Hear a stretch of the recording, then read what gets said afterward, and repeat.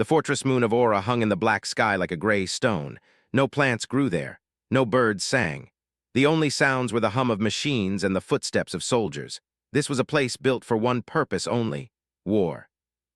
Deep inside the fortress, past walls of metal and doors that needed codes to open, there was a place the soldiers called the kennels. It was not a kind name. The kennels held children, 64 of them.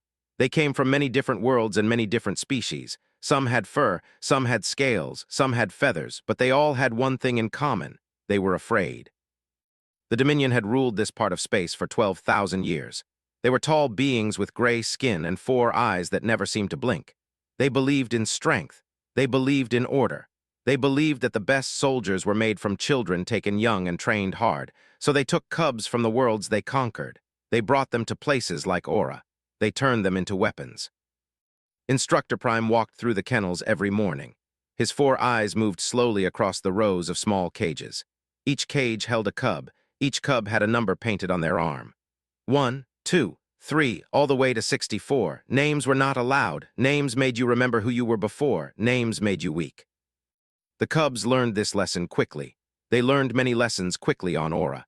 They learned that crying earned them pain. They learned that helping another cub earned them hunger. They learned that the only way to survive was to obey, to fight, and to forget everything else. Was proud of his work. He had trained hundreds of cohorts over the years. He knew exactly how much pressure to apply, exactly when to punish and when to reward. The cubs that came to him were soft and scared. The soldiers that left were hard and empty. That was the goal. On this particular morning, something unusual happened. A new prisoner arrived at the fortress. This was not strange by itself. Prisoners came often, but this prisoner was different. He was human. Humans were new to the galaxy. They had only left their home world a few hundred years ago. They had spread to a handful of nearby stars, built some colonies, and tried to make friends with their neighbors. Then they met the Dominion. The meeting did not go well. The humans fought back when the Dominion tried to take their worlds. They lost, of course. Everyone lost against the Dominion eventually, but they fought harder than expected. This human had been captured during a battle at a place called Station. His name was Cole. He had been a combat medic, which meant his job was to keep soldiers alive after they were hurt. The Dominion had studied him and decided he might be useful. Living tools were always valuable. 2 guards brought to stand before in the main corridor of the kennels. Was not tall for a human. He had brown skin, short black hair, and tired eyes. His hands were rough from work. There were old scars on his arms from battles he had survived. Looked down at the human with all 4 of his eyes. He saw nothing special. Just another small creature from a small world. "You are a healer," said. His voice was flat and cold. "You will work here. The cubs must be kept functional for training. You will repair them when they break. You will feed them. You will keep them alive, nothing more." Did not answer right away. His eyes moved past to the rows of cages behind him. He saw the cubs inside. He saw a small creature with orange fur and big ears curled in the corner of her cage. He saw a reptilian child with green scales, her eyes staring at nothing. He saw dozens of young faces, all of them broken in different ways. "Understood," said quietly. Nodded. "Good. Do your work well and you will live. Fail and you will not. This is simple." The guards took to a small room near the kennels. It had a bed, a toilet, and a locked door. This would be his home now. Every morning they would let him out to work. Every night they would lock him back inside. For the first few days, did exactly what he was told. He moved through the kennels with his medical tools. He cleaned wounds. He set broken bones. He gave shots to cubs who were sick. He did not speak except when necessary. He did not look at the cubs for too long. But was watching. He was always watching. He noticed how the cub with orange fur flinched whenever anyone raised their hand near her. He noticed how the reptilian girl hummed softly to herself when she thought no one could hear. He noticed how the smallest cub, a tiny creature with blue skin and big dark eyes, stared at the door every single night. She was waiting for someone. Her parents, maybe, someone who would never come. Had seen terrible things in his life. He had been a medic in a war. He had held soldiers as they died. He had made impossible choices about who to save and who to let go. He thought he understood suffering. But this was different. These were children, and the Dominion was not just hurting them. The Dominion was erasing them, taking away everything that made them who they were, turning them into empty shells that followed orders. On his fifth night in the small, locked room, sat on his bed and stared at the ceiling. He thought about his own childhood. He thought about his mother, who had called him Little Bear when he was small. He thought about his father, who had taught him that the strongest thing a person could do was help someone weaker. He thought about the cubs in their cages, 64 children with numbers instead of names. Was just one human. He had no weapons. He had no power. He was a prisoner in a fortress full of enemies. There was nothing he could do to save these children, nothing that would make any real difference. But maybe he did not need to save them. Maybe he just needed to remind them of something they had forgotten. Maybe he just needed to remind them that they were not numbers. They were people, and people had names. Closed his eyes. Tomorrow he would begin. He did not know if it would work. He did not know if it would matter, but he knew he had to try. The cubs cried every night in the kennels. Their tears fell silently because they had learned that sound brought pain, but they still cried. Made himself a promise in that small dark room. One day they would smile instead. Started small. He had to. The guards watched everything. The cameras recorded everything. One wrong move and he would disappear, just like the cubs who failed their training. So he learned to be careful. He learned to be patient. He learned to hide kindness in small moments. The cub with orange fur was his first. Her number was 23. She had come to the kennels 8 months ago from a forest world that the Dominion had conquered. Her species was called They were small and quick, with soft fur and large ears that could hear sounds from very far away. In the wild, they lived in family groups and took care of each other. Here, she was alone. Found her during his morning rounds. She had a deep cut on her arm from training. The wound was infected. It must have hurt badly, but she did not make a sound as he cleaned it. She had learned not to show pain. "This will sting," said quietly as he applied medicine to the wound. "I am sorry." The cub looked up at him. Her amber eyes were empty, like windows into a dark room. She did not understand why he was apologizing. No one had ever apologized to her for causing pain. Wrapped a clean bandage around her arm. As he worked, he leaned close and spoke in a voice so soft that even the cameras would not hear. "I am going to call you Myra," he whispered. "It is a name from my world. It means wonderful. Is that okay with you?" The cub stared at him. For a long moment, nothing happened. Then something moved behind her eyes. It was small, like a tiny flame in a cold wind, not hope. Hope was too strong a word, but it was something. "Myra," she repeated. Her voice was rough from not speaking. The word felt strange on her tongue, but also good, like finding a piece of something she had lost. Smiled at her. It was a small smile, quick and secret. Then he stood up and moved to the next cage, just another prisoner doing his job. But Myra watched him go. And that night when the lights went dark and the guards walked away, she whispered her new name to herself over and over again. "Myra, Myra, Myra." Word spread through the kennels in the way that secrets always spread among children. Quietly, carefully, through glances and gestures and words spoken when no one was watching. The human gives names. The human speaks softly. The human asks if you are okay. One by one, the cubs found reasons to need medical attention. A small cut that would not heal, a cough that would not stop, a pain in the stomach that came and went. Understood what they were doing, he treated each one carefully, and while he worked, he learned them. The reptilian girl who hummed became. Her humming was a song from her home world, a lullaby her mother had sung to her before the Dominion came. She was strong and quiet, and she watched over the smaller cubs when the guards were not looking. The tiny blue-skinned cub became Pip. She was the youngest in the kennels, barely old enough to walk when she was taken. She did not remember her parents or her home. She only knew this place. But something in her still hoped, still waited, still believed that someone would come for her. There was 7, a tall cub with gray feathers who became Ash. There was 31, a 4-armed cub with black fur who became Shadow. There was 52, a pale cub with no hair and large, dark eyes who became Ghost. Each name was chosen carefully. Each name meant something. Did not just give them names, he gave them back pieces of themselves. He asked them questions that no one else asked. What do you remember about your home? What foods did you like? What games did you play? What made you laugh? The cubs struggled to answer at first. Many of them had tried so hard to forget their old lives that the memories were buried deep. But was patient. He listened. He remembered everything they told him. And he told them stories about Earth. He told them about oceans so big that you could not see the other side. about mountains covered in white snow, about cities full of millions of humans living together. He told them about families, about parents who loved their children and worked hard to keep them safe. He told them about a thing called school, where children learn not to fight, but to read and write and understand the world. Why, asked one night, her voice barely a whisper, why do humans do these things? It makes you weak. Thought about the question for a long time before answering. Maybe, he said, or maybe kindness is what makes us strong enough to keep going when everything falls apart. I have seen terrible things, I have seen friends die, I have seen worlds burn, but I am still here. And do you know why? Shook her head. Because someone was kind to me when I needed it most, and that kindness stayed with me. It gave me something to hold on to when everything else was gone. Paused. That is what I want to give you, something to hold on to. The cubs did not fully understand. They had lived in darkness for so long that the idea of light seemed like a fairy tale. But they wanted to believe.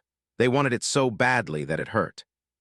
Weeks passed, then months. The cubs still trained every day. They still fought and bled and suffered under cold eyes. But something had changed. They were not alone anymore. They had each other. They had names. They had a human who treated them like people instead of tools. The tears stopped slowly, not all at once but little by little. The cubs still felt pain. They still felt fear. But now they also felt something else. Connection, belonging, family. Notice the change. The cohort was performing well in training. They moved together smoothly. They followed orders without hesitation. He assumed his methods were finally working. He assumed the cubs were becoming the empty soldiers the Dominion needed. He was wrong. The cubs were not becoming empty. They were becoming full of names and stories and secrets shared in the dark, full of hope that they had thought was dead. And at the center of it all was one human who had decided that kindness was worth more than safety. One human who had looked at 64 numbers and seen 64 people. The cubs used to cry during training. Now they smiled when spoke their names. And that smile was the most dangerous thing in the fortress. A full year passed on the fortress moon of Aura. The cubs grew taller. Their bodies became stronger from training, but the biggest changes were the ones that no one could see. Had become more than a healer to them. He had become a teacher. Every moment he could steal, every second when the guards looked away, he used to teach the cubs things the Dominion never would. He taught them how to care for each other. When one cub was hurt, the others learned to help. They shared their food with those who were weak. They whispered encouragement to those who were scared. They became a family in a place designed to destroy families. In my world, told them one night, there is a word called Ubuntu. It comes from an old language. It means that a person is a person because of other people. We are connected, all of us. When one of us suffers, we all suffer. When one of us is happy, we all share that happiness. The cubs listened with wide eyes. This idea was strange to them. The Dominion taught that strength came from standing alone, that caring for others made you weak, that the only thing that mattered was winning. But showed them a different way. The strongest humans I ever knew, he said, were not the ones who could fight the best. They were the ones who would carry a wounded friend on their back for miles. They were the ones who would give their last food to a stranger. They were the ones who never left anyone behind. Myra asked the question that all the cubs were thinking. But what if caring for others gets you killed? Smiled sadly. Sometimes it does, but here is the secret, Myra. Everyone dies someday.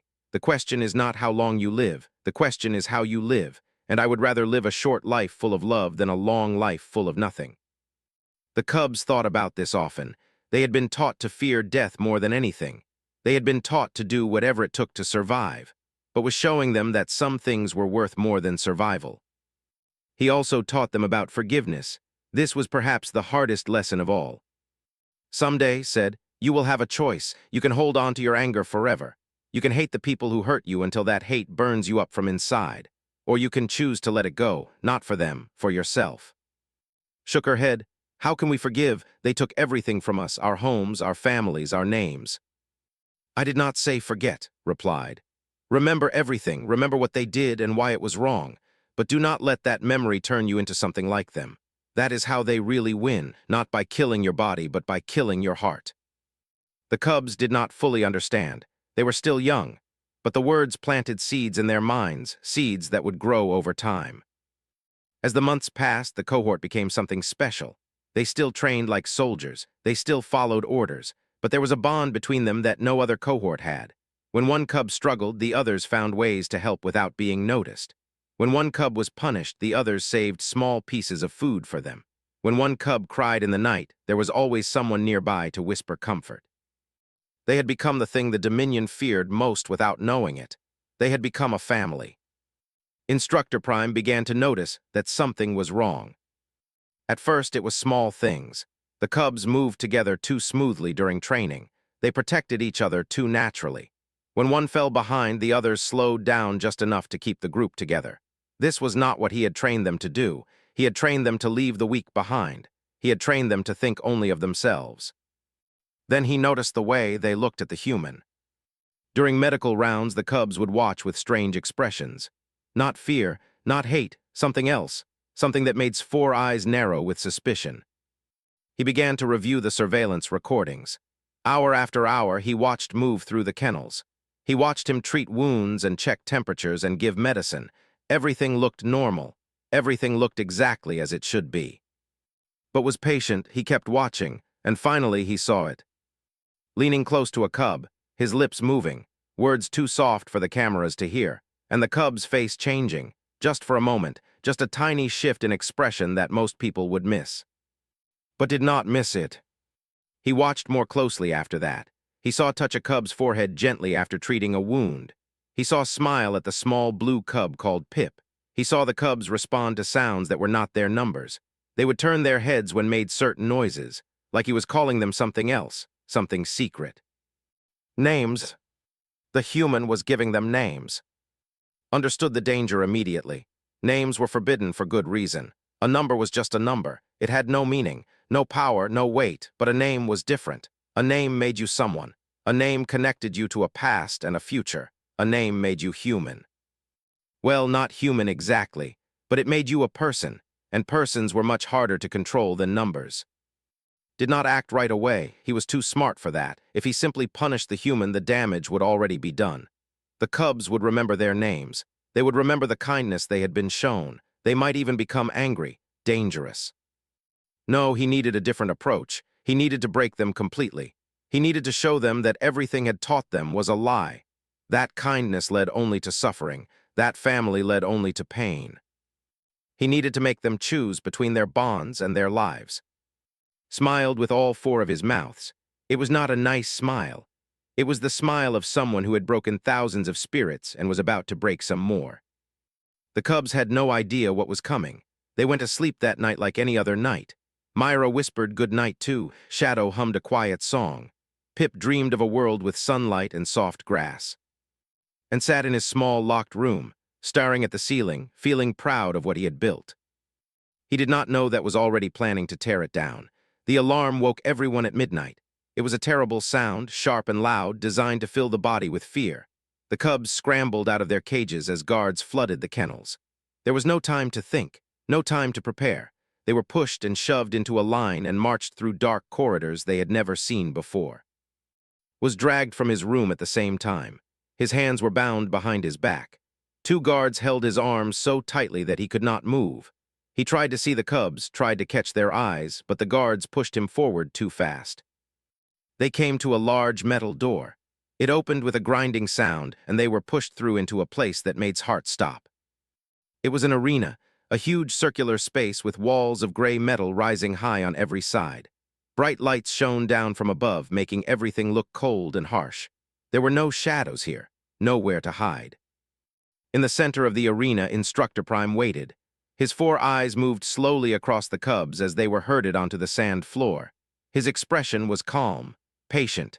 He had done this before. Was forced onto a viewing platform above the arena floor. Metal restraints locked around his wrists and ankles. He could see everything below, but he could not move. He could not help.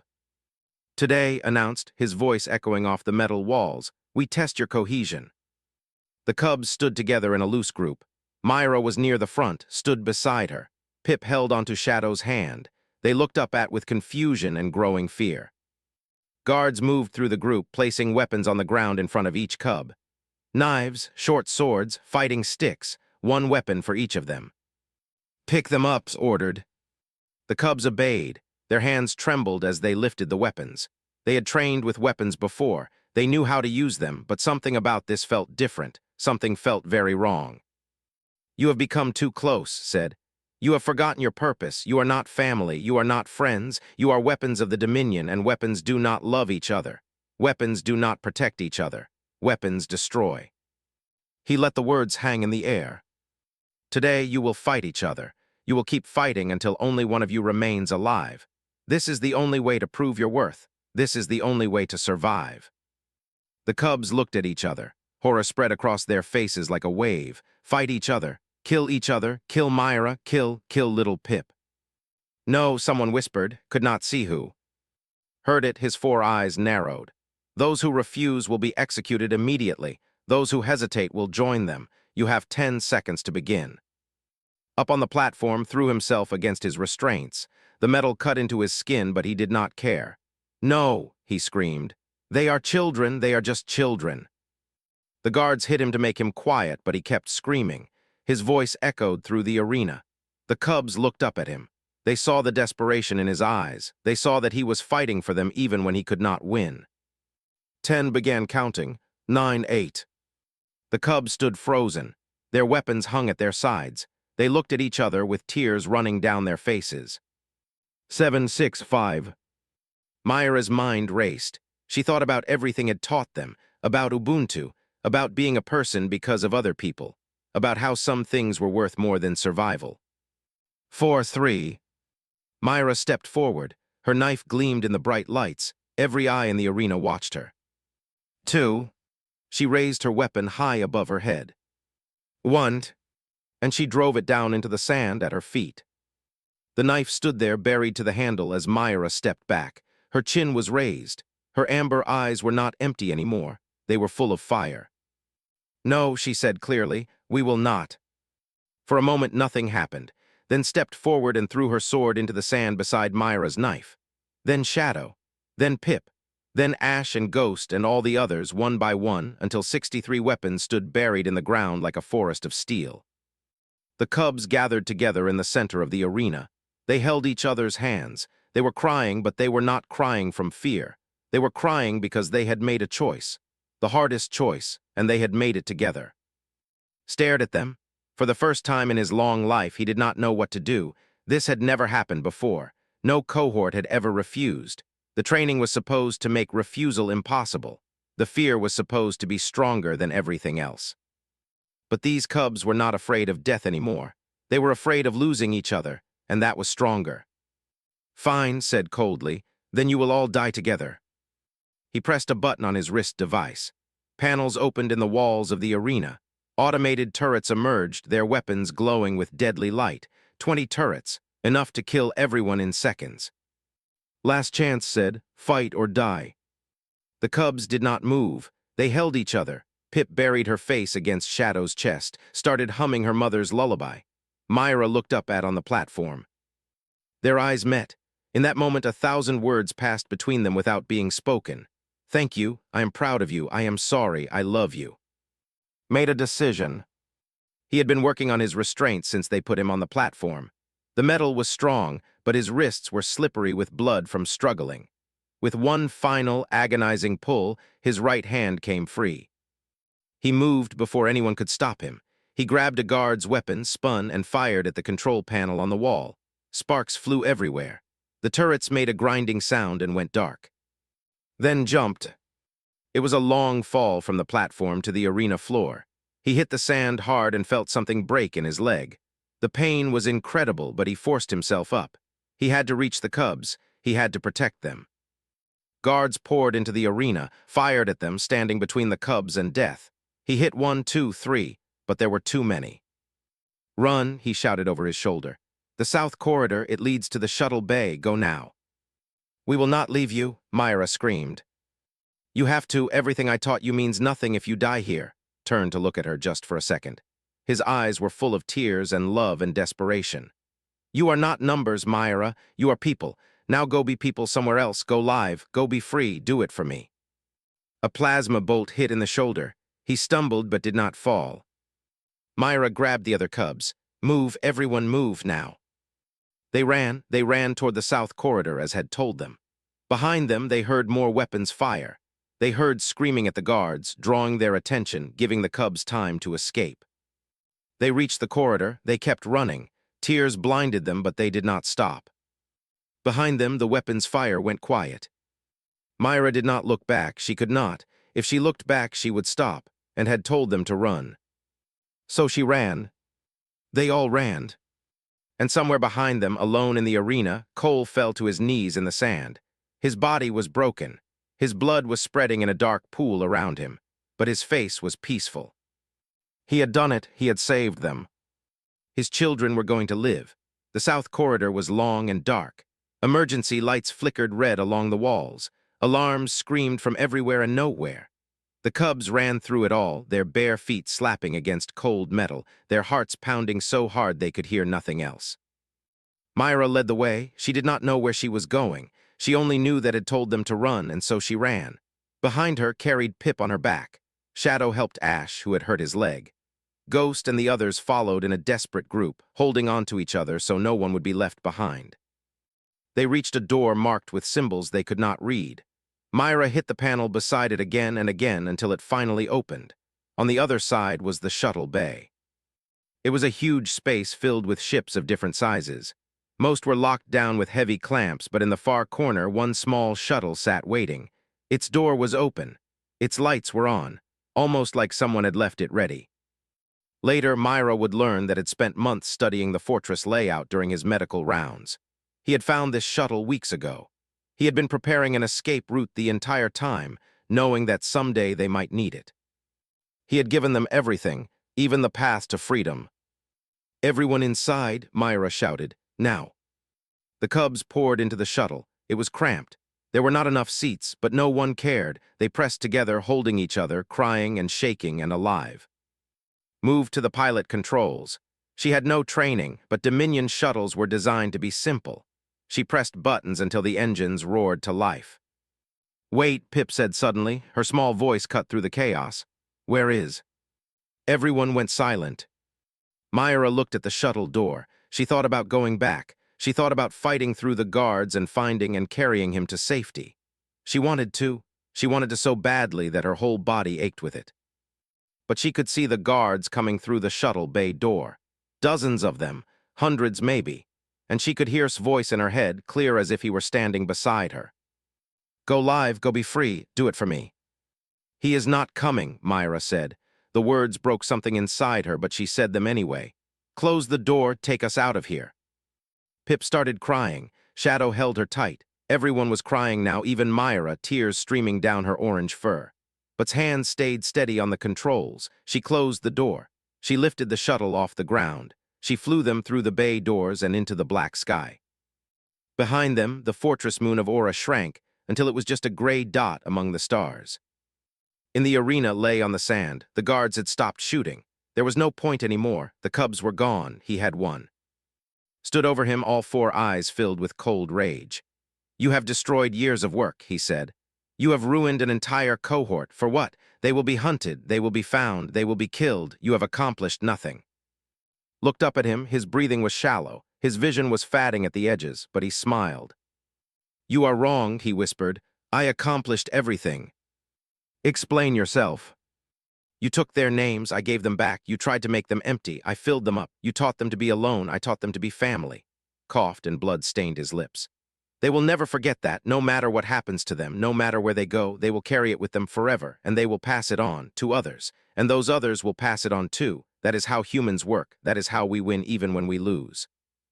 Stared at him with no understanding. The concept was foreign to everything the Dominion believed. One human, one small, weak human, changing the course of 63 lives through nothing but kindness.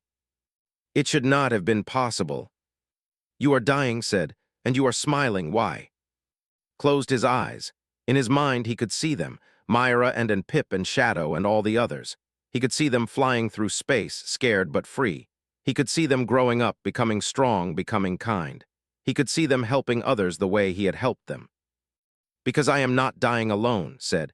"I have a family now, 63 children who will remember me, who will carry pieces of me wherever they go. That is more than most people ever get. That is enough." His voice faded, his smile remained. Cole, combat medic from Earth, prisoner of the Dominion, father to 63 children of the stars, died on the sand of that cold arena. But he was right about one thing. They never forgot. 17 years later, a ship called the Cole jumped out of hyperspace above a Dominion fortress world. It was not alone. A fleet of 400 ships surrounded it, all of them flying the flag of the Free Systems Alliance. On the bridge of the Cole, Admiral Myra stood with her hands clasped behind her back. Her orange fur was streaked with gray now. Old scars marked her face and arms, but her amber eyes still held the same fire that had burned in them when she threw her knife into the sand. "Admiral," her communications officer said, "the Dominion commander is requesting terms of surrender." Myra nodded slowly. The Alliance had been fighting the Dominion for 12 years now. What had started as 63 escaped cubs had grown into a movement that spanned dozens of worlds. Other prisoners had joined them. Other conquered peoples had risen up. The Dominion's grip on the galaxy was weakening every day. "Tell them our terms are the same as always," Myra said. "Release all prisoners, free all conquered worlds, shut down the training facilities." She paused, "and give back the names." The officer sent the message. Myra turned to look out the viewport at the fortress world below. Somewhere down there, another generation of cubs was suffering in cages, waiting for someone to tell them they were people. "Admiral," a young ensign approached nervously. She was new to the ship, fresh from the academy. She had never spoken to the famous Admiral before. Myra turned to her with a gentle expression. "Yes. I just wanted to say, it is an honor to serve with you. The stories about you and the first 63. They are what made me join the Alliance." Myra smiled. It was the same smile that had given her all those years ago in the kennels, warm and kind and full of hope. "What is your name, Ensign?" The young officer blinked, surprised by the question. "Admiral." "Good to meet you." Myra reached out and touched her shoulder gently. "Welcome to the family." Across the fleet, in every ship and on every world the Alliance controlled, it was the same. Officers learned the names of their crew. The wounded were never left behind. Kindness was not weakness. It was doctrine. It was law. It was the foundation of everything they built. The Dominion had ruled for 12,000 years through fear and pain. The Alliance would last longer, because it was built on something stronger.